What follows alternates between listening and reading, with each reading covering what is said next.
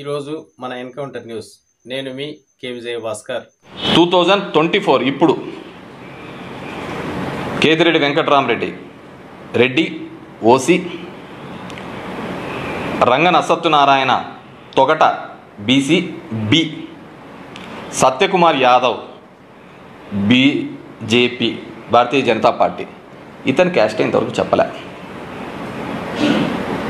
వెనకల యాదవ్ ఉందని యాదవ్ అని చెప్తున్నాడు, విచ్ ఈజ్ రాంగ్. అతనిది వాళ్ళ పెదనాన్న, చిన్న అన్న, వాళ్ళ అన్న కొడుకుల్ని అందరివి కూడా డీటెయిల్స్ 42 మందికి తీసినాం, 42 మెంబర్స్. వీళ్ళ అమ్మ నాన్న మహారాష్ట్ర బార్డర్ నుంచి వచ్చిన వాళ్ళు, మరాఠీ.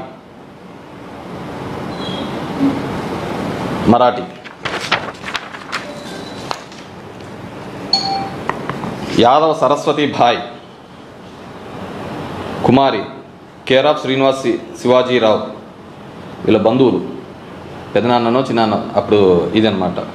వాళ్ళది వైఎస్ఆర్ కడప, ఆర్య క్షత్రియ బీసీ బి. కానీ యాదవ్ అయితే బీసీ డి.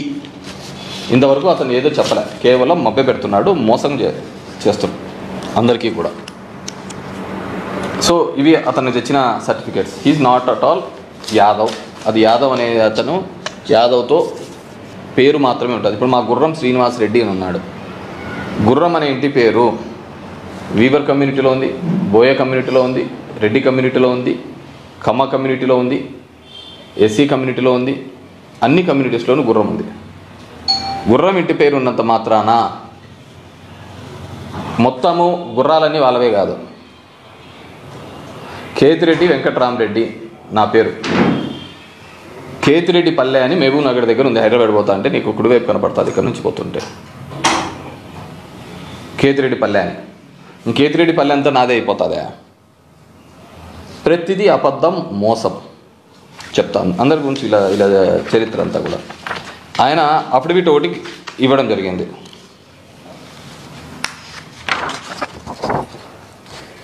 నేను మిగతా డీటెయిల్స్ ఐ డోంట్ వాంట్, నేను ఎప్పుడు వ్యక్తిగతంగా ఇంతవరకు నా జీవితంలో నేను కామెంట్ చేయాలి. అఫిడవిట్లో చూపించినది స్పౌస్ అనే కాలంలో నిల్లు నాట్ అప్లికబుల్ అని చెప్పేసి ఒక కాలం పెట్టాడు, పిల్లలను చూపించాడు. కానీ ఆ స్పౌస్ అనేది ఈరోజు వాళ్ళ భార్య అని చెప్పేసి ఒక ఆమె తిరుగుతుంది. పేపర్లలో కూడా కథనాలు వచ్చినాయి. మరి ఆమె భార్య తిరుగుతున్నప్పుడు దీంట్లో ఎందుకు నిల్లని చూపించినాడు? ఒకవేళ వాళ్ళిద్దరి మధ్య లేకపోయింటే అది దాని పద్ధతి అన్నా చూపించిండల్లా, లేకుంటే ఆమె తిరగిండకూడదు, చెప్పిండకూడదు ఆ మాట. ఏదో నేను మామూలుగా అందరిలాగానే ప్రచారం మద్దతు తెలపడానికని వచ్చిండల్లా. సో అది పేపర్లలో వచ్చిన కథనాలు. ఇతను మొత్తం అబద్ధాలు. ఇది మొత్తం ఈ 30 రోజుల్లో, అతను వచ్చిన 30 రోజుల్లో అతను చేసిన దాంట్లో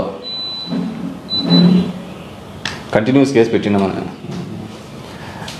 ఇతను వచ్చిన 30 రోజుల్లో నా మీద చేసిన ఆరోపణలు అన్నా నిరూపిస్తాడేమో అని అనుకున్నా.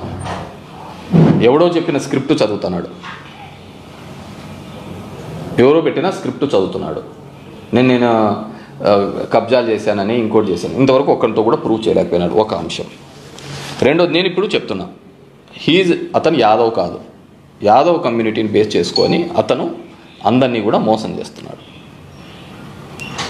నేను ఇంతకుముందు చెప్పినప్పుడు ఇదే బీజేపీ తరఫున కూడా బీసీలు పోటీ చేసినారు. ఈరోజు ఇతని దగ్గర డబ్బులు ఉన్నాయని, ఇతను మాత్రమే నాయకుడని ఏ విధంగా అంటారు?